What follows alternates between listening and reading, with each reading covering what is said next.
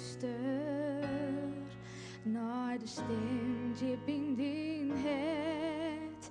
De melodie die staat en net weer stopt. Luister, oh, naar de melodie in mij.